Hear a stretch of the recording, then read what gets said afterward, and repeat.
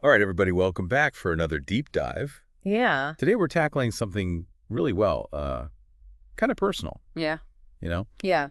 The potential for peace talks between Ukraine and Russia. Absolutely. I mean, it's not something we can shy away from with the U.S. being such a major player in this whole area. No, not at all. And you know what makes it even more captivating Yeah. is the clash of opinions on how to, you know, move forward. Call it. You've got the current administration firmly backing Ukraine's military push. Right. But then you have individuals like former President Trump and Vance, the vice president, saying, hey, let's try a different route. Let's get everybody talking. The Vance is arguing pretty forcefully that the only way to bring lasting peace and prosperity to Ukraine is through negotiation. Right. And it's not just that he's saying this, but he's hinting that he knows things we don't. Oh, really? Saying that even European leaders are kind of nudging Zelensky towards talks behind the scenes, despite all their public declarations of support for the war effort. Interesting claim, though. Yeah. We can't just accept that without looking deeper. I mean, sure, it's possible some European leaders are having private chats about negotiations, but there's a lot to unpack here. Absolutely. Like, what are their motives? Are they worried about the war's drain on the economy, the possibility of things spiraling out of control, or something else entirely? Yeah. And how much sway do they really have over Zelensky's decisions? That's a crucial point. We also can't forget Zelensky himself has set some pretty clear conditions for negotiations. Yeah. Like the complete withdrawal of Russian troops from Ukraine. Of course. That's a major obstacle. Yeah. Hard to see Putin agreeing to that anytime soon. Exactly. And this is where Vance's focus on Trump enters the picture. He's portraying Trump as this master negotiator, the only one who can truly hammer out a deal that works for everyone. Right. But how realistic is that? Yeah. Trump's foreign policy was often all over the place, and it's not like he holds some magical leverage in this situation. Plus, let's not forget his own history with Ukraine, the pressure he exerted on Zelensky for investigations, which ended up with his first impeachment.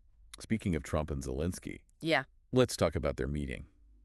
Recently, Vance is painting it as a step forward. Sure. But reports suggest it ended on kind of a sour note, Oh. with Zelensky standing firm on his refusal to negotiate until Russia pulls back. Huh.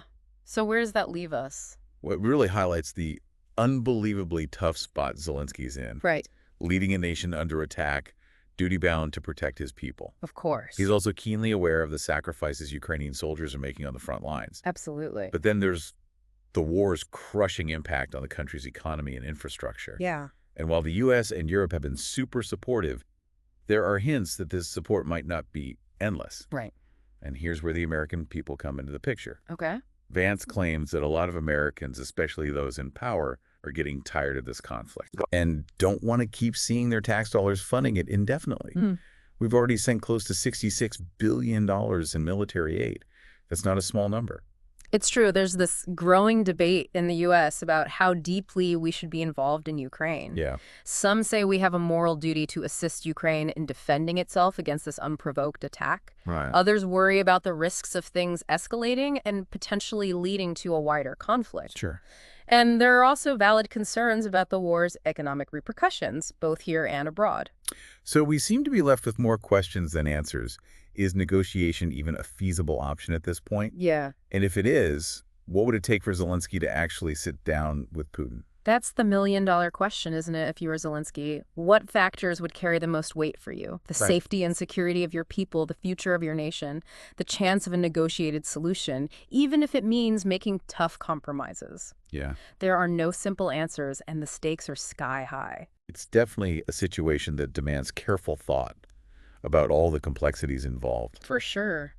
And as you mentioned, things are changing all the time. Yes. New information pops up every day, and it's our job to stay informed and critically assess the different viewpoints and arguments being thrown around. Absolutely. It's an ongoing process. Well, thanks for joining us for another deep dive. Yeah, thanks for having me. We'll be back soon with more insightful analysis. Looking forward to it. Until then, stay curious, stay engaged, and keep diving deep. Stay informed. All right, see ya. Bye. Bye.